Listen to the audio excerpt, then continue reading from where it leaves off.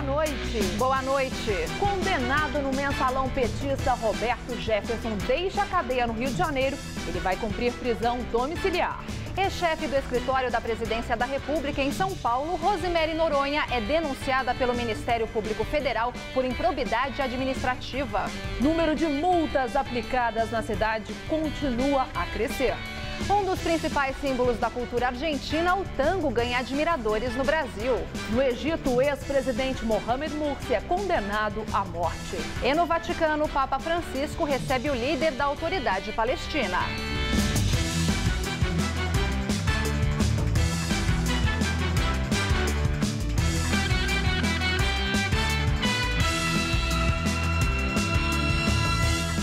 O número de multas aplicadas em São Paulo continua a crescer. Nos primeiros 3 meses deste ano, 2.700.000 multas foram aplicadas. O volume é 7,6% maior na comparação com o mesmo período do ano passado. Segundo a CET, a ultrapassagem do limite de velocidade foi a infração mais flagrada entre janeiro e março, com 844.000 notificações.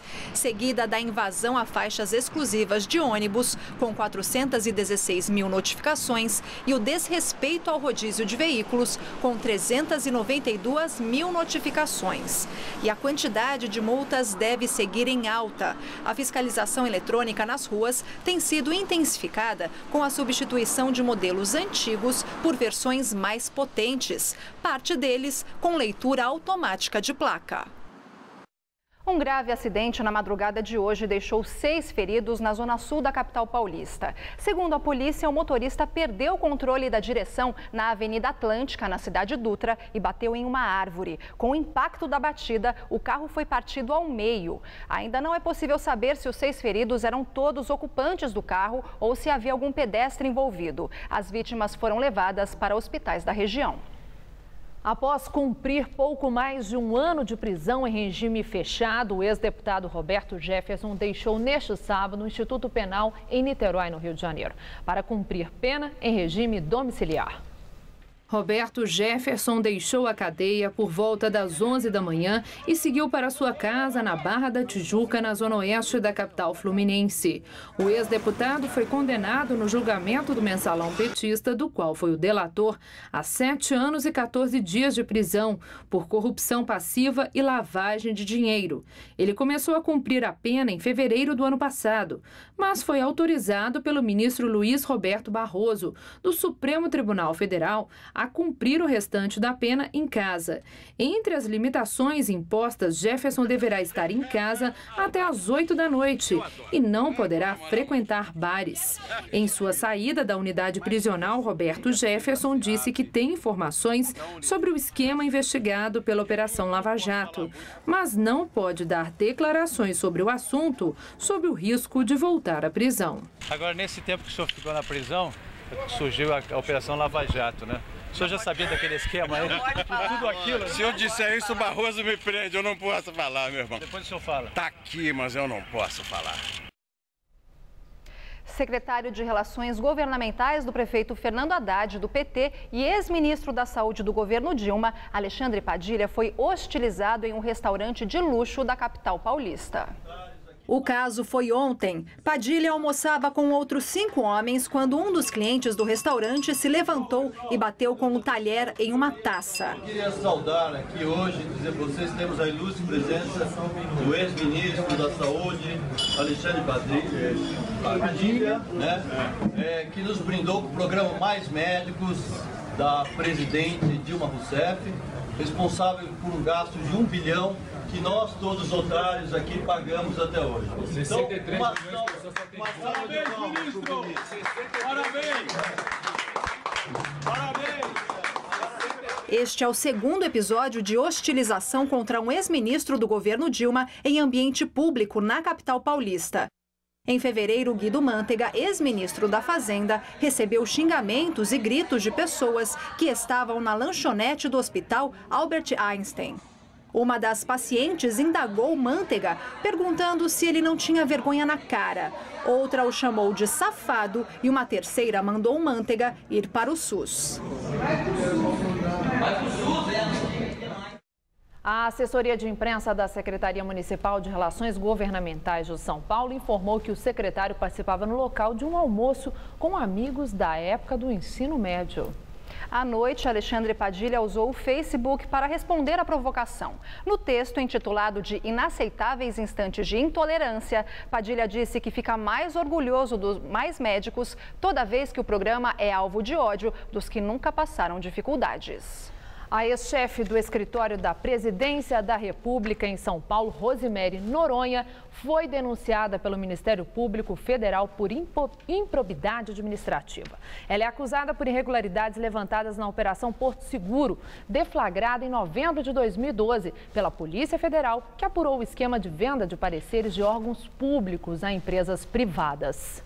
Rose já é alvo de uma ação criminal por corrupção passiva, tráfico de influência e falsidade ideológica. Rosemary Noronha foi chefe de gabinete da presidência na capital paulista durante o governo Lula. Ela só deixou o cargo após a operação da Polícia Federal, já no governo Dilma. O empresário Ricardo Pessoa, dono das empreiteiras UTC e Constran, diz a procuradores que doações que fez à campanha do governador de Alagoas, Renan Filho, do PMDB, eram parte de propina paga para manter seus contratos na Petrobras. A denúncia foi publicada hoje no jornal Folha de São Paulo. Ricardo Pessoa é acusado de chefiar um cartel de empreiteiras no esquema de corrupção na Petrobras. Ele fez acordo de delação premiada com a Procuradoria-Geral da República nesta semana. Segundo ele, o filho do presidente do Senado, Renan Calheiros, recebeu propina de R$1 milhão da empreiteira UTC. De acordo com o empreiteiro, a empresa repassou o dinheiro para o Diretório Estadual do PMDB em 2 parcelas, em agosto e setembro do ano passado. O governador Renan Filho afirmou por meio de sua assessoria que as doações à sua campanha foram feitas de acordo com a lei.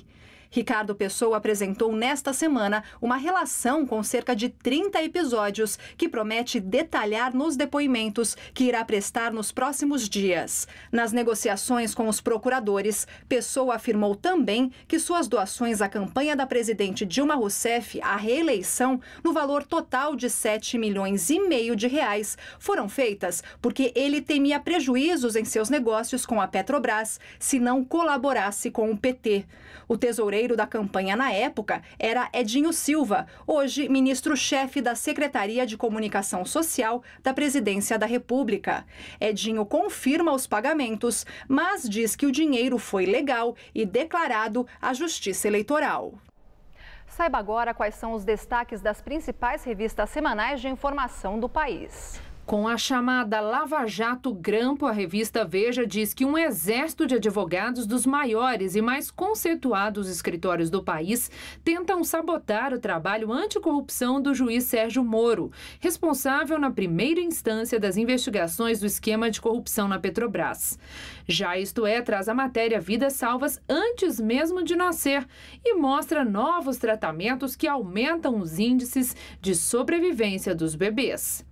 A revista Carta Capital questiona o enquadramento da CBF e o apoio dos atletas e dirigentes sobre o esporte mais popular do país, o futebol. A Época traz na capa as ações do presidente do Senado, Renan Calheiros. Segundo a revista, Calheiros é o inimigo número 1 do governo e faz o que pode para sangrar Dilma. A publicação diz ainda que ele parte com tudo para barrar a nomeação de Luiz Fachin ao Supremo. O plenário do Senado deve decidir esta semana se aprova o nome do jurista. Veja agora as manchetes de amanhã dos 2 principais jornais de São Paulo.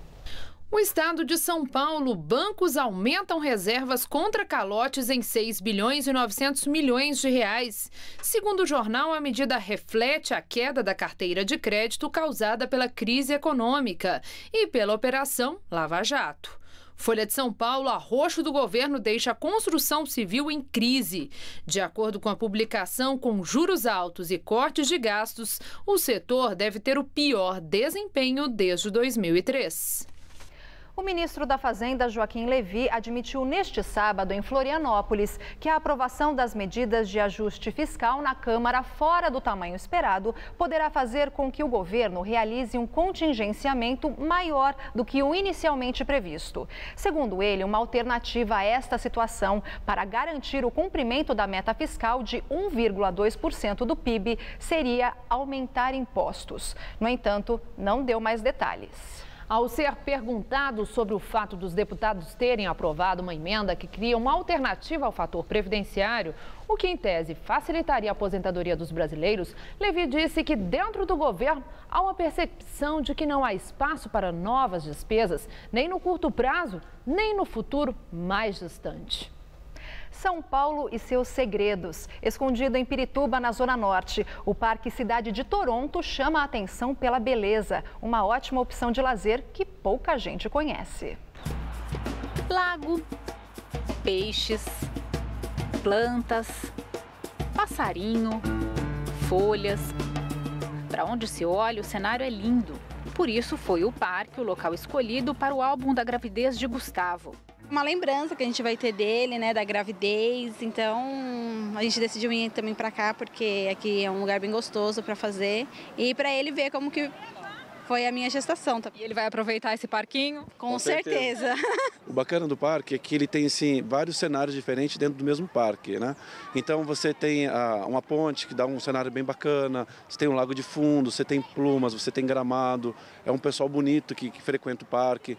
E olha quem vem lá toda de branco. A noiva também veio eternizar o sim perto da natureza. Eu vim tirar fotos. Coisa de noiva, né? A festa é sempre pra noiva, né? Tudo é pra noiva. O parque fica em Pirituba, na zona norte de São Paulo, perto da saída da cidade pela rodovia dos Bandeirantes. Por isso tem vista para o Pico do Jaraguá. Quem disse que aqui tem uma marginal toda poluída e nós aqui nesse paraíso? Isso aqui é um paraíso. O parque foi criado em 1987 a partir de um intercâmbio profissional entre as prefeituras de São Paulo e de Toronto, no Canadá. E é por isso que o parque leva esse nome, Cidade de Toronto. E é por isso também que o parque tem um bosque com a árvore símbolo do Canadá, que tem essas folhas lindas, cheias de ponta, que também fazem parte do desenho da bandeira do país. As folhas mudam de cor conforme a estação do ano e agora, no outono, já estão alaranjadas. Além da vegetação típica, há outros detalhes característicos do país. As luminárias e o parquinho de pedras, que diverte as crianças. Mas a Mata Atlântica também está presente. Há registro de quase 70 espécies diferentes de aves. E tem o brejo, berçário dos girinos, e o lago cheio de peixes. Dá vontade de ficar aí sentada na grama e só observando tudo. É muito lindo.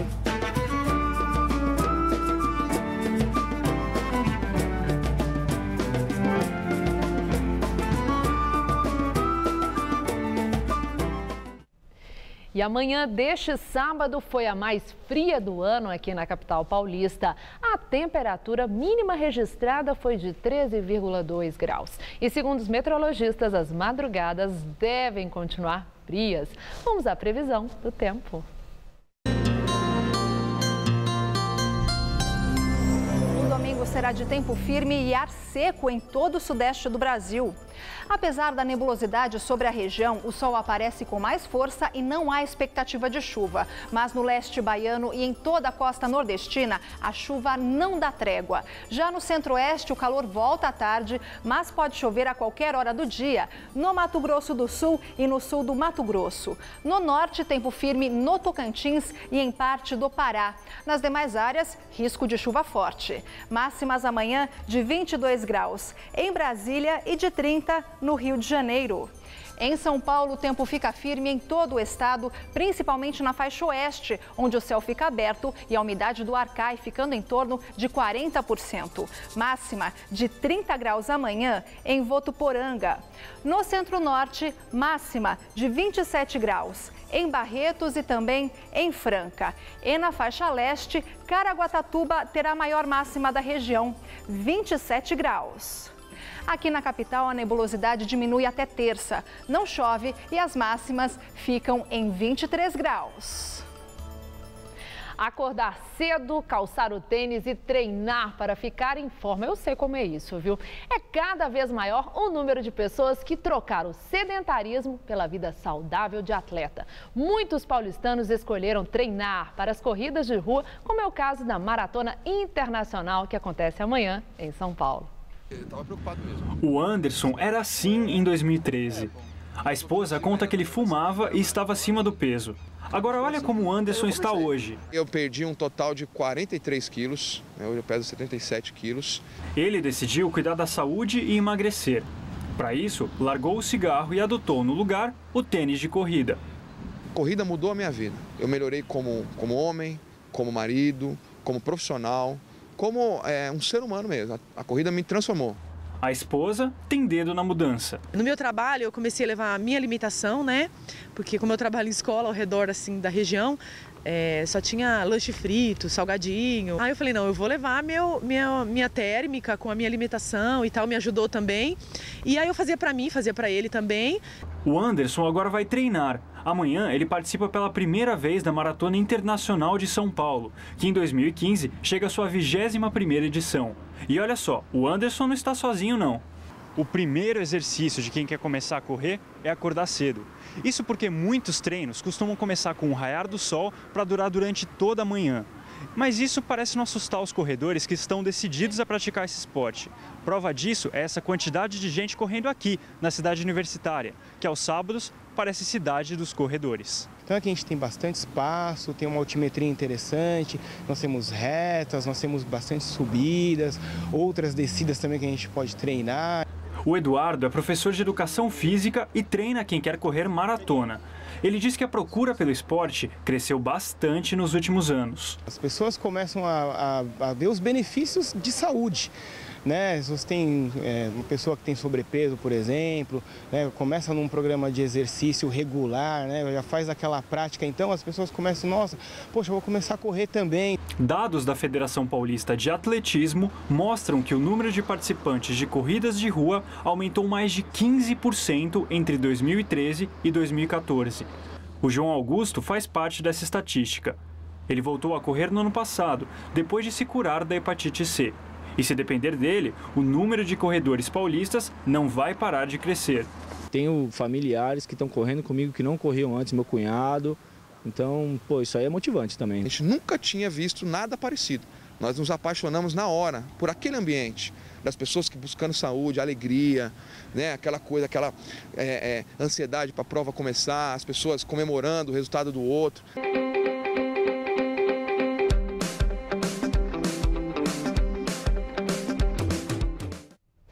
Daqui a pouco, o Papa Francisco se encontra com o líder palestino no Vaticano. No Egito, ex-presidente Mohamed Morsi é condenado à morte. E ainda no país do samba, o tango ganha admiradores no Brasil. Quem quer trocar de carro sempre espera pela melhor oportunidade. Pode ter certeza, essa oportunidade chegou na Chevrolet. Todas em uma Chevrolet.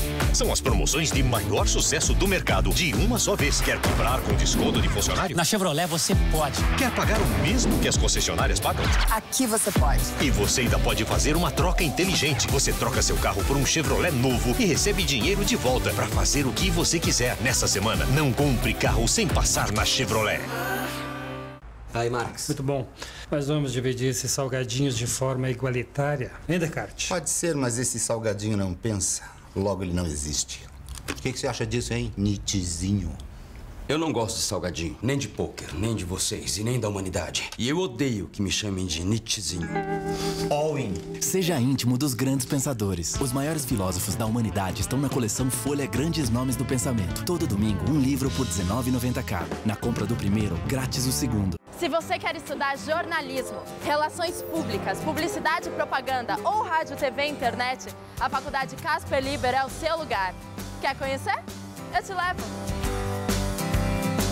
Aqui a gente aprende na sala de aula e também em laboratórios de rádio, fotografia, edição de imagens e estúdios de TV.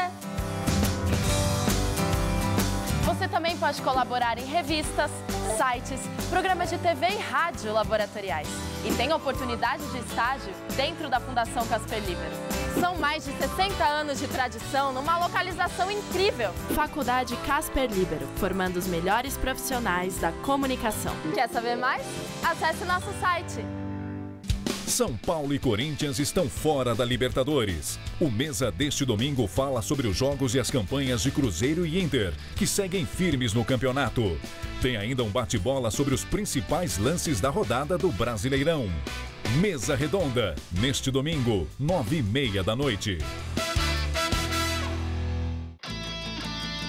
Oferecimento LuxColor. Tudo que é muito bom é tão bom quanto pintar com LuxColor. Baltec, super manta líquida impermeabilizante. Antitranspirantes Dove Men Care. Protege sem irritar sua pele.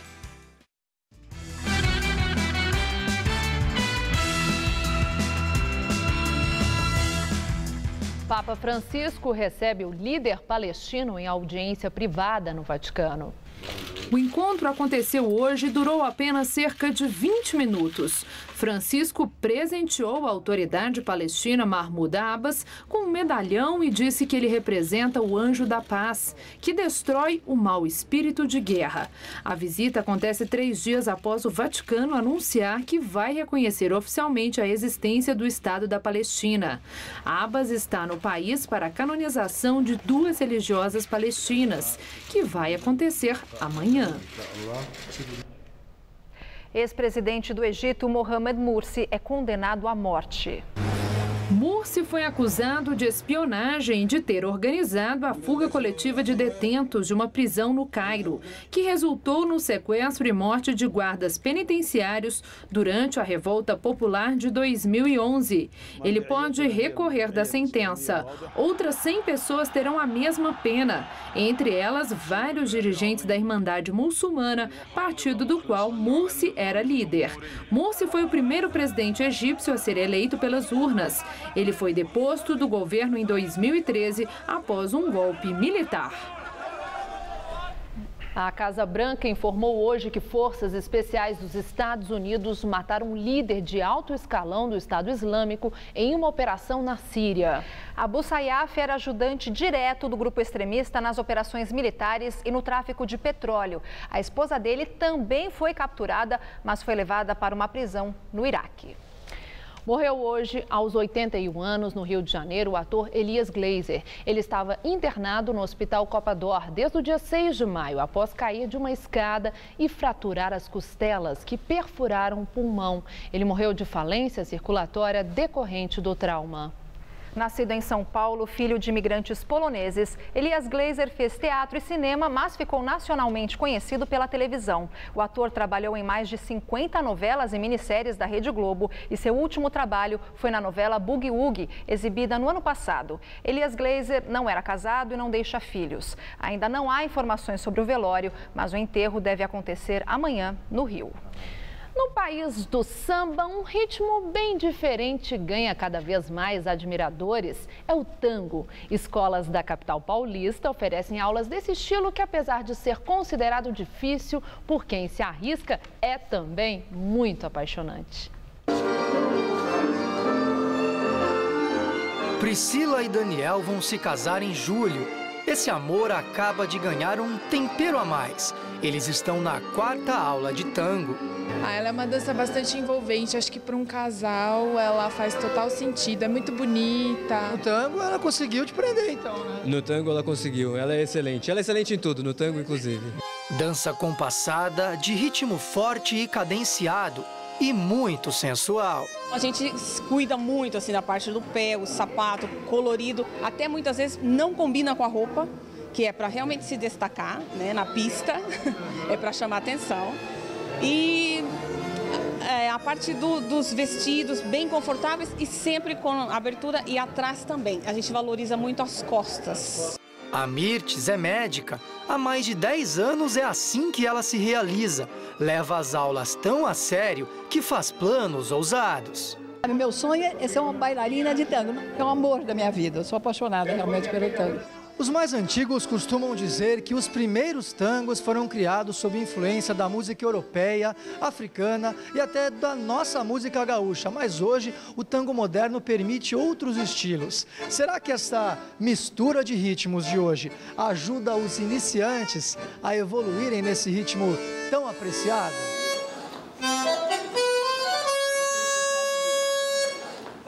Nesta escola de São Paulo, a mensalidade custa R$ 120, o pacote com uma aula por semana. Em 9 meses, o aluno já domina os principais passos. Através de um espetáculo, através de uma viagem que foi a Buenos Aires, através de ter algum contato com o tango. Após esse contato que a pessoa teve com o tango, ela sente essa vontade de conhecer um pouquinho mais. Juscelino e Cristiane foram além. Começaram como alunos e viraram professores.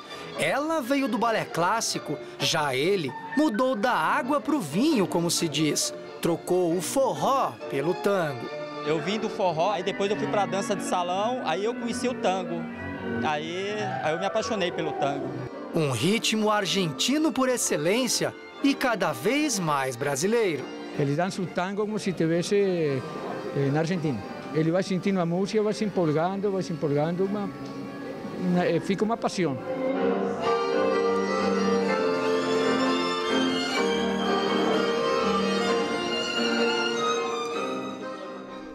E no ritmo do tango, nós encerramos o Jornal da Gazeta. A edição de hoje pode ser vista daqui a pouco no site tvgazeta.com.br/Jornal da Gazeta. Uma ótima noite para você. Nós voltaremos na segunda-feira, às 19 horas. Uma excelente noite para você e até lá.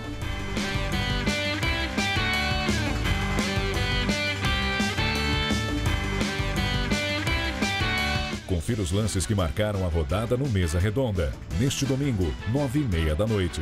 Assista agora Gazeta Imóveis.